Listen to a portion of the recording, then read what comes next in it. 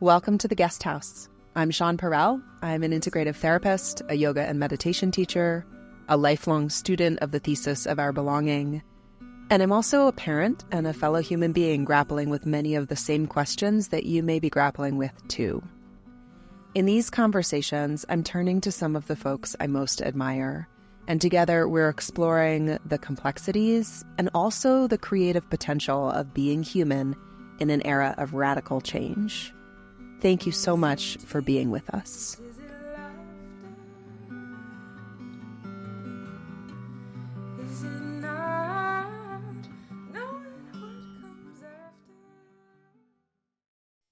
The holiday season can be wonderful.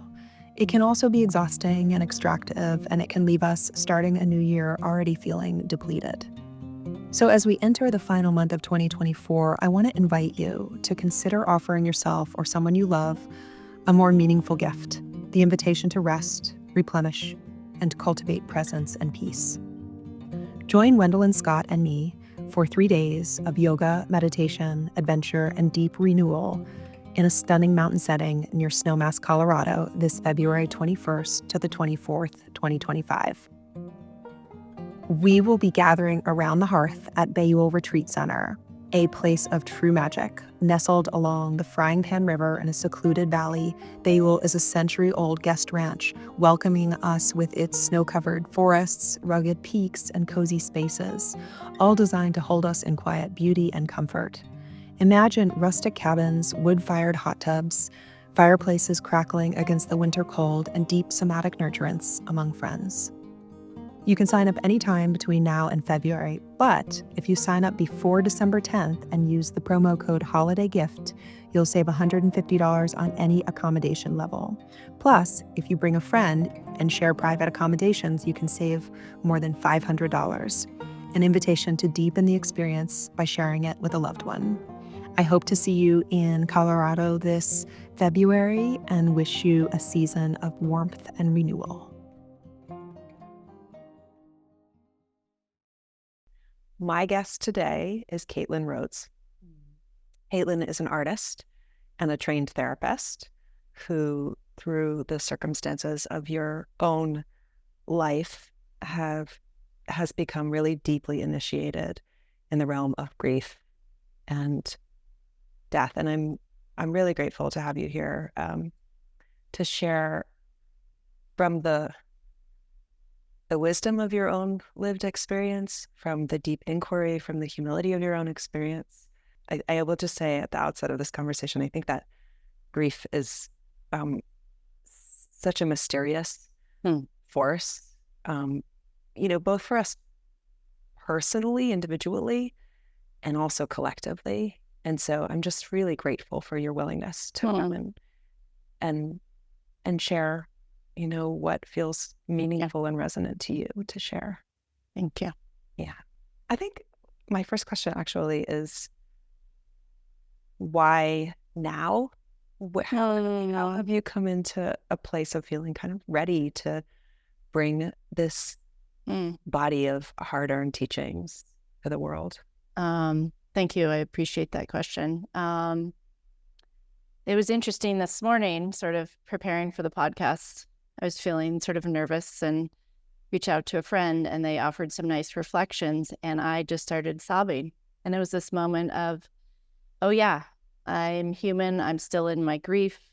I'm still in this process, and I'm also ready to share it with the world. I think there's this moment after death where we want to kind of alchemize our experience into doing something with it because it's so painful, versus actually being in our grief and being in our suffering and actually feeling it. And so I had that initial response after these losses of wanting to do something with it, and then realizing, wait, I need to just grieve for a while. And so I feel like I feel ready, in that I'm in a different place of my healing than I was years ago. And I feel like I'm doing this from a place of wanting to pay it forward, and not as a way to avoid my actual experience with grief and loss.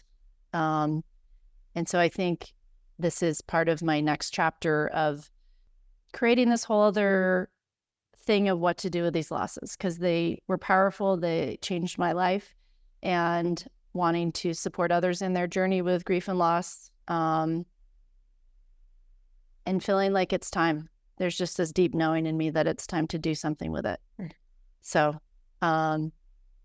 here I am. And I think why I reached out to you was just like, I'm ready. Yeah. I'm ready. And I know there's more work to be done with my grief. There will always be work to be done with it. But I feel strong to where I can show up for others and show up in a way that's still very authentic, but coming from a place of knowing and not avoidance, if that makes sense. Yeah, I think it's really powerful in a way. Like, so much of my intention in my work is about exploring both the complexities and the creative potential of being human. Right? Mm-hmm. But it's like, if we think about any dimension of our human experience has its complexities and it has its creative potential. Yes. And when I'm hearing you saying, like, what is it to kind of arrive in a place where we're ready to just, where we're no longer avoiding ourselves process, but willing to really be with the whole spectrum. Yep. It's so powerful. It's such a resonant invitation in a way, because we do live in a culture where we bypass and we override, grasping for something or avoiding or avoiding something. Yeah. Yeah. And I think this morning was that reflection of, oh, wait, am I ready? This moment of panic as the grief showed up very unexpectedly, and also realizing, yes, it is ready to be spoken and to share into the world. So I think before we get much farther, I'd like to just sort of give a quick backstory so people have context of where I'm coming from. And I will keep it brief because I feel like this isn't about necessarily sharing the story of loss. It's more what I'm doing with it. But yeah, I lost my mother 8.5 years ago. She was killed in an accident. And that was my first major loss. And someone I was very close with. And a year before that, my husband was diagnosed with kidney disease. And so the last 7 years of his life, our world revolved around dealing with kidney disease, being on dialysis. Within that period of time, I also lost my father to end-stage prostate cancer. And then 1.5 years later, my husband finally died with a bunch of complications. And so within a 6.5-year period, I lost the 3 most important people in my life, the longest relationships I've ever had in my life, and sort of the healthiest, most attached relationships I've had in my life. And so I just passed the 2-year mark with losing my spouse, and just feel like this whole other trajectory of my life has happened, all by the age of 43. And so again, I'm really grateful to be here and to talk about this. My story is not unique. People have loss all the time and multiple losses. It's a very ordinary event, and we also avoid it at all costs in our culture. We do everything we can to stay young and healthy, to look young, to not talk about death, and it is something that we will all face. And I think it is a unifying life experience that we all will have loss in our life.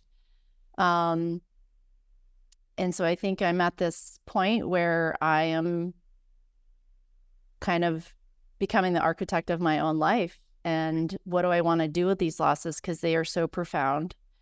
And how to sort of mobilize myself into this next chapter. And I feel very grateful that I am someone that wants to be here in life. I want to make another chapter. And I also relate to the people in the world that these experiences can literally crush you. And so I don't claim to be an expert in the field. I can only speak from my own experience. And I would hope in sharing this with the world, it can help just maybe one person feel less alone or feel a connection to another human that has experienced loss. And I think it's important to start having dialogue in our culture because we don't about death and loss. I feel in your willingness to share so much generosity, and I think it's one of the things that the sense of generosity that just naturally, like, it's almost like a flush of like, oh my God, this is so generous for you to be willing to speak from the center of your own experience. It also, my having that kind of reaction also points to something within me that's going, why don't we have more spaces in our culture and in our families, in our relationships? I mean, I think a lot of people can even relate to being called to someone's deathbed for the first time in their life and not knowing what to say and looking around and having no one else in the room know what to say. Yeah. Or how to support. Yeah. Right. And of course, we're talking about, there are a lot of different sort of facets of loss that we could, entry points we could go into. But I do think from having had that experience personally, those are the moments when we start to recognize how culturally illiterate we are. And so I think that's just a question, as a kind of contextual question for our exploration today, is like, what is the cost of living in a culturally illiterate society with respect to loss? I think that's a potent question, and one I don't even know if I can answer, but that I think the cost is lack of connection, lack of fully living our lives, because we know what's on the other. Because by avoiding death, we don't really know the profoundness of it, and so we sort of live this very, I think, almost hazy existence. Because I now know, and I can say this, it's difficult for me to say because there's a little bit of guilt isn't the right word, but it's true. I'm the happiest I ever have been in my life. And how weird to say that after losing the 3 most cherished relationships in my life. It's like, well, I thought I was the happiest when they were alive. But I actually am now, because I know what the meaning of life is, in a sense, for lack of a better word, of what's important and what's not. And so I think when we don't talk about it, we kind of just pretend it's not there. And I think why I have such reverence for death is it has taught me how to fucking live every day, and how to show up, and how to be authentic, and how to find joy. And I'm grateful for death because of that. I would have never probably been where I am now had I had not experienced those things. And so I think by avoiding it as a culture, and I know other cultures around the world don't avoid it like we do, but we're doing a disservice to ourselves and to connecting with the ones we love before they die, because we're so worried about, it's important to get your affairs in order, but it's really asking those questions, like of your parents, like, hey, before you go, because once they're gone, those stories are gone, those questions cannot be answered anymore. So really deepening those relationships that we have with people, knowing that they are finite and we never know when we're out of here, in a sense. And I find with death, when I share it with somebody, those people that have experienced death, they are there with me in the most authentic way immediately. It is almost like this kinship of like, I see you, you see me, but I can feel it immediately when I share about my experience with somebody that hasn't experienced death. There's this total disconnect, and it feels sad because I know it's not intentional. It's just they don't know how to hold space for that. Yeah. And so I think it's a touchy subject. It's a difficult subject, but I think it actually is a very connecting subject if we're willing to talk about it and even use the word death, by saying, oh, your loss, or, they've left me. It's like, let's just say the word death. They died. They have physically died. Yeah. Yeah. What do you wish? I mean, I think you're pointing just in saying, why don't we use straightforward language, right? Mm-hmm. Now you think about yourself 10 years ago, before your studentship with this teacher of death, from who you are today. If you could go back and hold yourself then, how would you want to hold yourself? I think I would have just wished for, again, it's that thing. And I think you and I had talked about this in a prior meeting, but how do you prepare for something that you'll never be prepared for? I think I would have just loved to have conversation about it with my family. There was not conversation. I'd lost my grandparents, but there wasn't conversation about death or what it actually looks like when somebody dies or what comes with it, or just a discussion of what the word grief even is, you know, of this experience we have when something that was there is no longer there, or that moment of how to show up for other people, even if I didn't know, because I was one of those people. Yeah. Before my mom died, I was one of those people who was like, oh, let's avoid this conversation, or, oh, sorry, I don't know what to say, so I'm not even going to say anything. And that was very humbling to have that experience now of like, oh, this is what I would have said. And even post these deaths, I'm now put in this position where I'm showing up for other people that are having loss. And it's humbling for me because I'm like, well, just because I had this experience doesn't mean they will. So not projecting onto them how they're going to grieve or what they may or may not want to hear. So again, it's this almost full circle of, I think I know what I'm talking about. And I have no idea, because how we all experience grief is so unique. It's like a fingerprint, and none of us are going to do it the same way. Even if you and I shared the similar loss of, say, a parent, your relationship with them would be different than mine, and how you experience your grief is going to show up differently. It's a powerful reminder, because it really comes down to respect, right? Like respecting each person's unique experience, even though grief might be a universal force, right? Yes. Okay, there is this unspoken or invisible kinship, right? Of, you know, those of us who have experienced profound loss, grief, had to reckon with death on more intimate terms. Generationally, it's so interesting to see how, for many people who haven't experienced profound loss, it's in this time in life when they start seeing their parents aging, right? That there's a recalibration that can happen.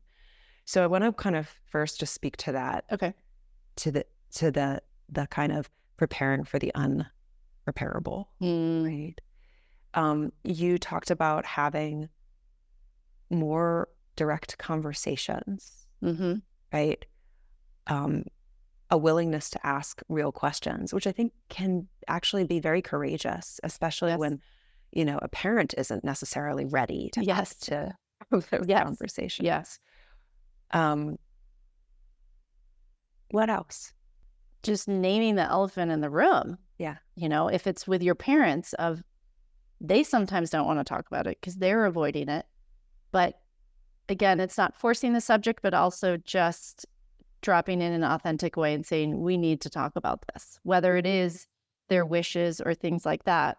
I also come, and I'm still something I'm working on with myself, is what do I want with my own death? Can I meditate on my own death, on what I want, even in the moment if I had choice, or what would it feel like to be dying? And so the more I can have that sort of conversation with myself and my own mortality, I think it helps me show up for others.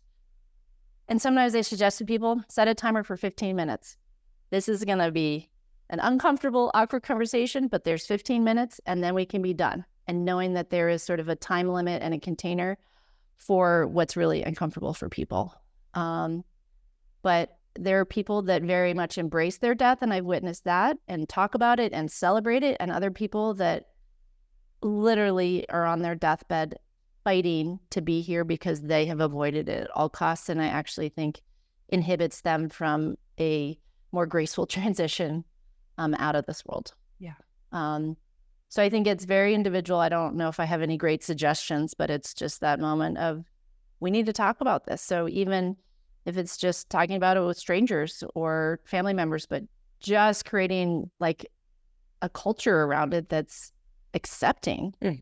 Because we celebrate birth like it's the most amazing thing in the world.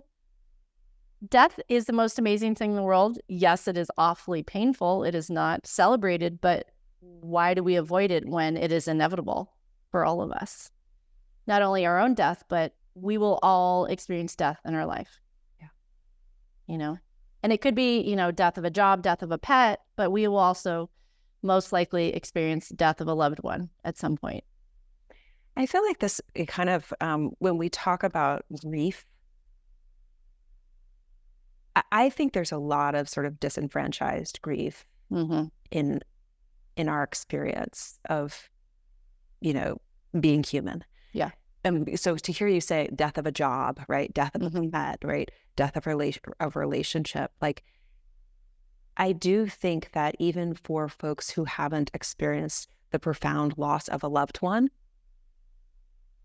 a primary attachment figure in their life, I do think that we sometimes don't give enough recognition to how moving through life, we necessarily have to come into relationship with grief. Yep.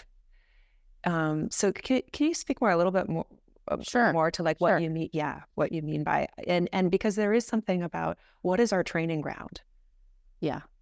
Life is our training ground. And I think, all experience grief throughout the day. It could be grief that you were stuck at work and not having dinner with your family, and you're sad about that. It could be that, you know, you had loss of a job, or something that you knew to be true in your life is no longer there. So I think there's the full spectrum, and our culture wants to do comparative suffering. And I don't think that's fair, because losing my husband could be for somebody else equivalent to losing their pet. And for me to think that mine is superior is false, because somebody losing their pet could be the most traumatic thing they've ever experienced. But I think grief is this natural thing, and we just pretend it's not there. Yet in truth, we probably all could relate to moving to a new city, grief of like having to recreate yourself. So I think it is this universal language, but we think it has to attach to death of a loved one. You know, or you see in the world these days, there's a huge movement around grief around the environment, which is a big one, and that is profound. And, you know, I'm talking specifically today about death of a loved one, but I think there are grief and loss and deaths all day throughout our lives. We just ignored, or we pretend it's not there, or we don't give it enough credit sometimes, or even space to feel it. Or people want to compare. And I think that's very dangerous. I've wondered about other challenging experiences like anxiety, for example, that are all these experiences that all have to do at one level or another with grappling with impermanence. Yeah. You know, that it's like trying to grasp, trying to, you know, that they are informed by fear. Yeah. Right. Or the unnamed. And on a collective level, I mean, you know, we're in a mental health crisis, right? We have an epidemic of loneliness in our society at a time when, you know, you're naming this almost subterranean emergence of grief around, you know, the climate change and the climate crisis. Grief to me seems like the emotion that we most need to cultivate capacity for. And the most avoided. Exactly. Can I be with this? Right. And if I can't be with it in the moment, how can I resource myself? So that I can at least be in you know, relationship to something I wouldn't choose.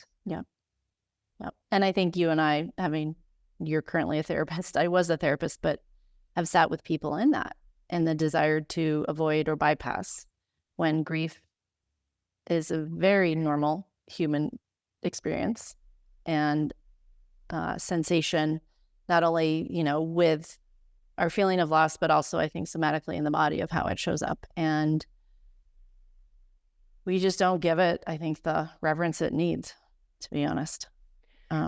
What would you want to share with somebody who is either in the immediate aftermath of a death of a loved one, or even in the kind of, I think the space of leading up to a death, where there is a pre-grieving process that can, you know, can begin in the midst of a lot of other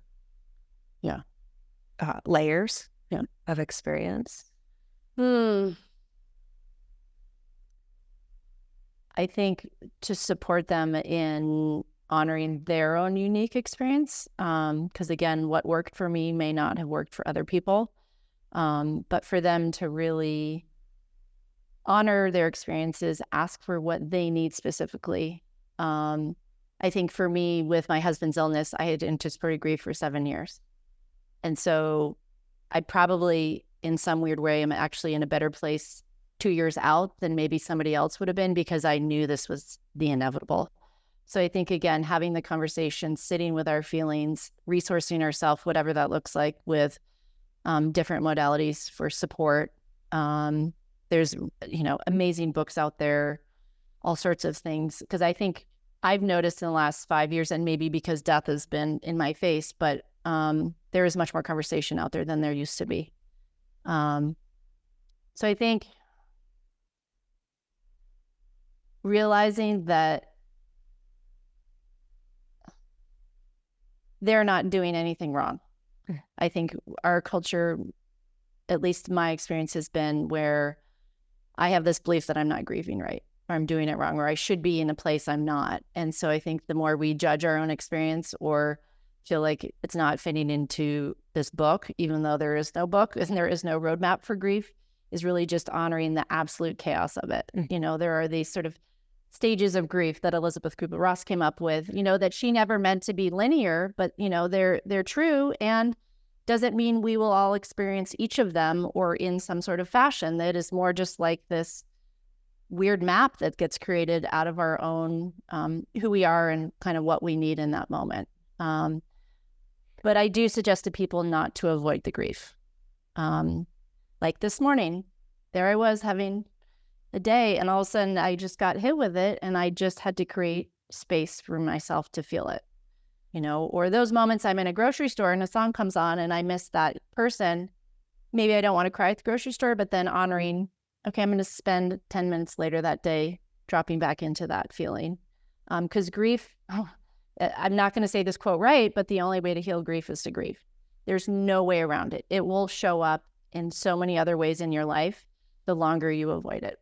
I'm not saying you have to just dive in to the deep end immediately, but honoring that it is there and it is present, and it needs to be respected and felt. Because I think the moment we try to avoid it, it bites us later in life for sure, and shows up in all sorts of unhealthy ways. What you're saying reminds me of, I remember hearing Frank Ostaseki, who's a Buddhist teacher, say sadness is only one of the faces of grief. Right? So when you were pointing to the chaos and like, this too is grief. Right? Oh, this rage. This too is grief. This numbness, this too is grief. Yep. This morning it was anxiety about the podcast. And then when I dropped in, it was like, oh, I am actually having some grief that I'm finally sharing my story or putting it out in the world. But it was manifesting as anxiety. But the moment I actually touched in and the tears showed up, it was grief for me. So it takes many, many faces. And sometimes I also lately have thought of my grief as absolute joy. Like, who's to say it has to be this hard stuff? But there are moments in my days where I am just overwhelmed with love and joy for life. And I'm like, this is my grief manifested as how I'm moving forward in my life. And to me, that is like profound. I don't know if everybody has that experience, but I think it can be translated many ways. Francis Weller, who wrote The Wild Edge of Sorrow, talks about grief as a solvent, as in like a tenderizer. Grief is the great tenderizer. And I think that that's the bridge between the unbearable and what you're describing, and being able to tap into the pure love that is also here. That makes grief possible. And I think the amount that we grieve is just a reflection of the love we had for those people. I'm not saying that if you only have a little bit of grief about a large loss, that those necessarily translate. But for me, it was like, I've done so much work with my grief, and it's been so profound and intense because it's just a reflection of how important those people were in my life. So I've heard you describe grief as a somatic experience. Mm. Can you say more about? Sure. I think it's important to not ignore how much it shows up in the physical body. I mean, literally, there were years it felt like an elephant was sitting on my chest, like I could not breathe. And you can go into all sorts of traditions where they talk about it, ruling different parts of the body, but it is a very physical thing where we get brain fog. We're tired. We can't figure things out like we used to. We, again, going along with, we get depressed, the sadness and stuff.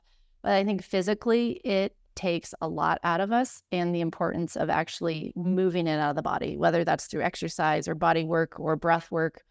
But to have the support and resources, which not everybody has access to, I'm aware of that.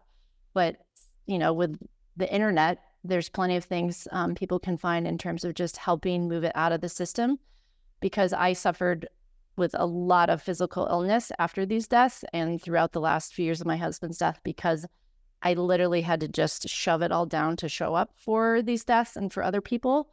And it's been a long journey on the other side to really heal and come back into my health, because I was ignoring what was showing up for me, and rightfully so. I needed to be present for other people as they left this world, but it will manifest in a lot of dis-ease in the body if we're not paying attention to it. So I think it's really important to, or just notice, like, gosh, I have a headache every day. What's going on? Like, oh yeah, I just had this big loss.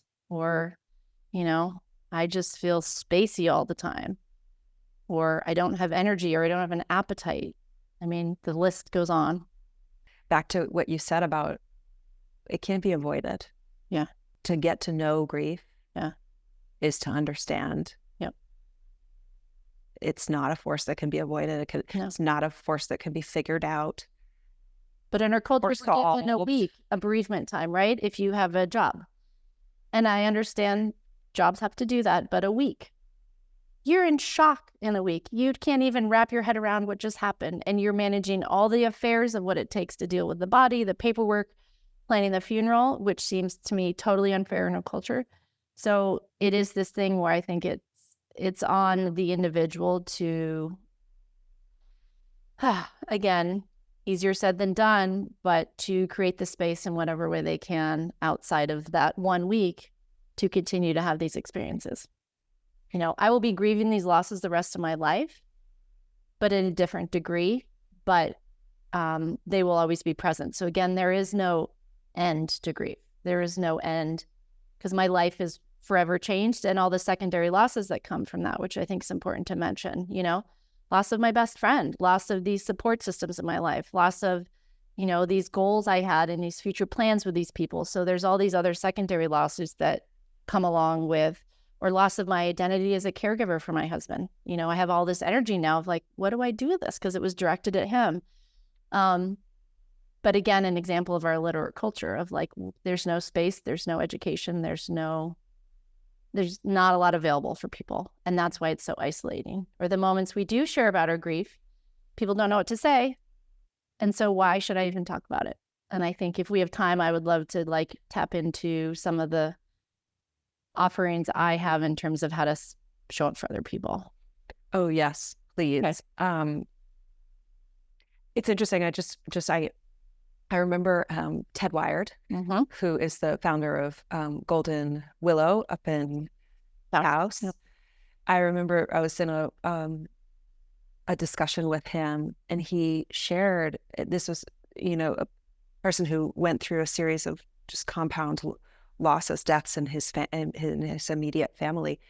And he said at that time in his life, he couldn't show up for life in any way. Like he was in a state of collapse. Yeah. And the only place he could find to go was a 28-day drug and alcohol rehab program. Even though he was sober. Yep. Even though he was sober. Yep. And I think when I heard that, I remember it was so striking to me, because I thought, wow, what a failure to, to cultivate spaces. Yep. Where we can collapse, right? And I do think that that is, you know, it's an extreme moment in a person's life, right? To be in need of that level of support. But I also think there's a lot more nuanced ways that we fail to hold space for each other that are connected, right? Like the big things that we are avoiding also create all of the tiny cuts of avoidance that affect our sense of attunement and intimacy in relationship to each other. Yeah. Let's go right in then. I'm going back to this filter that you said of like, there's this immediate sense of like a sort of kinship and intimacy with grief, right? And then there's, you know, the kind of bewildered, well-intentioned, but really dysregulated, sometimes inappropriate, you know, sort of responses. And I think that actually, like, that is an iteration of the illiteracy, right? That is like, or a sense of like, oh, we're so accustomed when there's a big problem to go, what can I do to fix this? There's nothing to be done to fix. I'm glad you said that. There's literally nothing to be done to fix. So let's go. So I think, what are the most common things that you have observed that are like the most common pitfalls that people and these are for me, so I just need to say that. But that feeling of wanting to fix it, you know, wanting to silver line it, that was very difficult for me. Well, at least your mom died doing what she loved. Understandably, I think silver linings, I need to come, or the individual that's grieving needs to come to them in their own time. Because there's been immense silver linings from these deaths. As I said, I'm the happiest I've ever been, but I need to find that in my own time. And, you know, somebody telling me that a week after my mom died, not helpful. I think the not saying anything versus saying, I don't even know what to say. To me, that's the person showing up authentically and just owning that they don't even know what to say. I think it's saying, oh, well, they're in a better place now. For me, that doesn't resonate. So again, it's all the ways that I can feel their discomfort, and I understand why, again, because we don't talk about this stuff.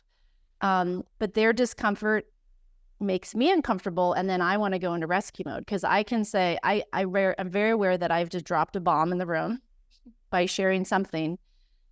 They can't handle it, so they kind of awkwardly dance around, and then I feel like because I dropped the bomb, I need to sort of manage their feelings. And being an empath, that's naturally kind of what I want to do. Right.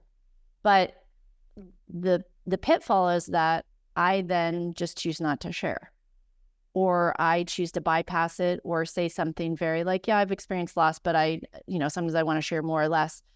But it creates a lot of isolation for me, because what happens is I'm already isolated in my grief. Even if you and I could relate on a similar loss, I am having this unique experience for who I am, again, that fingerprint of my grief that only I truly know. And so even if I've been in widow groups, I've been in all sorts of different workshops for loss of loved ones where I do relate with those people, and I'm still feel very alone. And so when I share with people and they don't know what to say, it's more isolating. So why even share at all? It's kind of my response. So I think the pitfalls are, trying to fix them, trying to avoid the conversation, trying to silver line, comparative suffering. I mean, sometimes it's helpful for somebody to say, yeah, I've had that similar loss, but then it takes away from what I'm sharing in a very vulnerable way. And then downright just absolute avoidance, not saying anything at all. And so it's interesting, sometimes people, and I can resonate, where strangers become your best friends and your best friends become strangers, because it is amazing the thread that death can connect, and also how it can separate.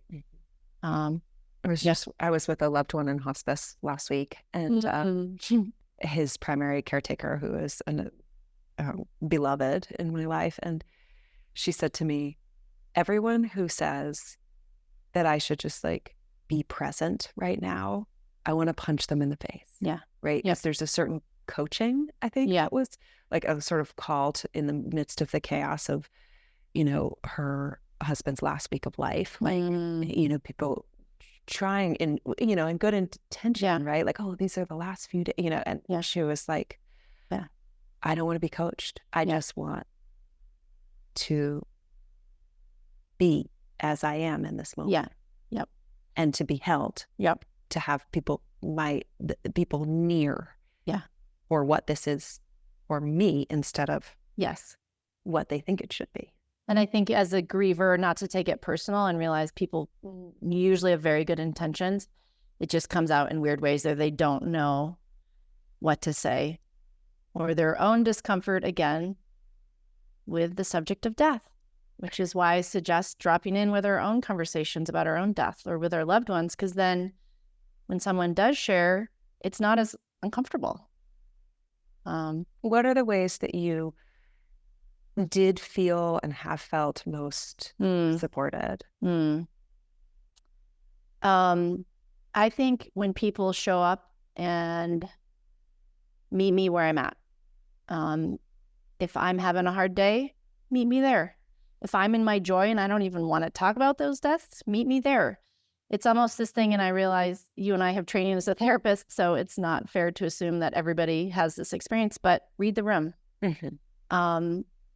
Let them, the griever, sort of dictate the conversation, or notice what's going on for them, or notice what's showing up for you, and manage that so it's not projected onto them. So if I show up and someone is in their grief and they've just had a loss and I'm uncomfortable, I don't know what to say, all of that, check in with that before I speak sometimes, or even just say, I don't know what to say, or I'm really uncomfortable because I haven't had death. I don't even know what you're experiencing. And just by saying that, like, names what's in the room. And as the griever, it's just like, oh yeah, of course you don't. Like, I get it. I know you don't know what to say, and that's fine. Versus just this sort of tiptoe thing that's really uncomfortable. So I think people meeting me where I was at, offering for support. And again, this is very individual, but there are times I couldn't even ask for support and people just showed up. And then other times where, if you know me well enough, I'm pretty self-reliant. So knowing that I am getting out of bed every day, I'm eating, I am taking care of myself, where for some people, they need people to help them do that. So I think those are important. I think resourcing myself with self-care, but also just education around grief and loss. Like, I've learned so much. I think that was helpful for me. Can I ask a question? Yes. I think what can happen is there's a lot of gathering around a person in the immediate aftermath of a death, right? And then, what happens a few months later, and even a year later and 2 years later, and when those, holidays come around, or those significant moments, and how do you see this kind of the trajectory of grief and support over time? I think for me it would be, and it has been, as simple as, how are you with your grief lately? Yeah. How are you with your losses? Just acknowledging. Just acknowledge, or just asking. And there are times I'm great, and other times I actually want to talk about it. But people will sometimes say to me, well, I know they're curious, but they don't want to bring it up because they're afraid that it's going to remind me of those losses. I think about those losses often. It's not that a day goes by I don't think about those people. So I actually would rather have someone talk to me about it, because most of the time I want to talk about it, and not in a heavy way where I have to tell my story. It's more like, again, I am then given permission to sort of share what I want or not share, but it is this moment where we're just sort of naming what's in the room, and instead of avoiding it, it's just like, hey, I was thinking about so-and-so today. I was curious how you are with your loss. Or, hey, it's been 2 years and I noticed it's this anniversary. But there is this sense that people, if they bring it up, they think that's going to trigger me. When in truth, it's like, I actually would love to talk about death and loss because I'm so alone in it. Yeah. And if you can hold space for me in that, thank you. Like, that's a real gift. I imagine that the conversation evolves too. Yeah. That the conversation that you're ready to have today is not the conversation you were needing and wanting to have a year ago. No. Or no. If you'd asked me to do this a year ago, I'd have been like, no way. No way. So I think, it's honoring where we're at in our own journey. But again, I think what's the most important to me is just having conversation. Yeah. Even the awkward ones, even the painful ones, even the joyful ones, but just having conversation about death and grief and loss. I'm so grateful that you're ready and willing to Thank you. have this conversation today. Thank you. It reminds me, so many moments as you're speaking reminded me of Wendell Berry's quote. He says, we're all just walking each other home. Oh, yeah. Yep. We're all just walking each other home. It's Yep. the most human connection that we have, this mystery of the context of our lives. Yep. And I really appreciate your willingness to go there with me, because I know it can be a difficult conversation to have. And I'm very humbled by death and very grateful for death at the same time. And I just want us to not be so afraid of it. And it is probably the most painful thing I will ever experience in my life. But that doesn't mean it should be avoided, because it's going to happen to all of us. It's universal. Oh, yeah. Thank you. Thank you so much. Thank you. Hey friends, thank you so much for listening today. If you find value in these conversations, here's how you can support. Become a subscriber at seanperel.substack.com, and please rate, review, and share your favorite episode with a friend. I leave you with an original song written by Serena Joy Bixby for all of us still learning what it means to be human. Is it love? Is it hate? Grief or heartache, or what does it mean to be human?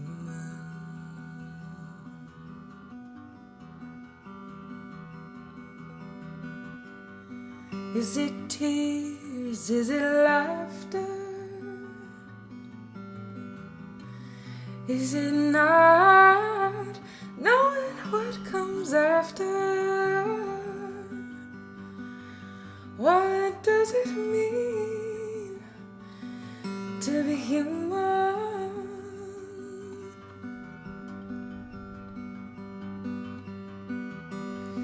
Well, I'm sure I don't know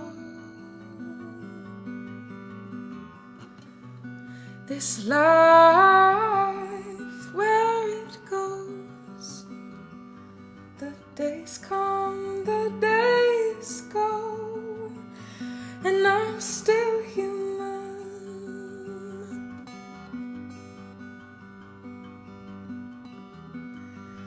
Oh, one thing I know for sure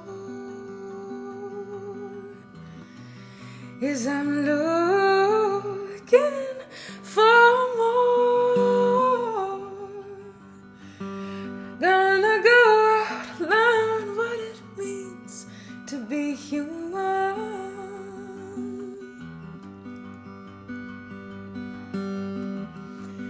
I find the joy in the mess.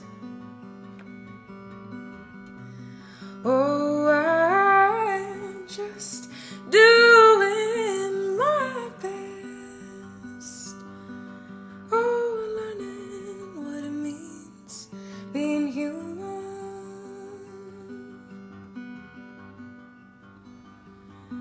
Oh,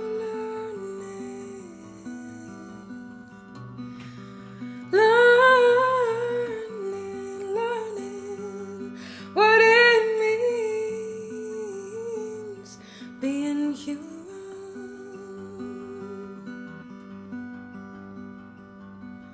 I'm learning. Oh, learning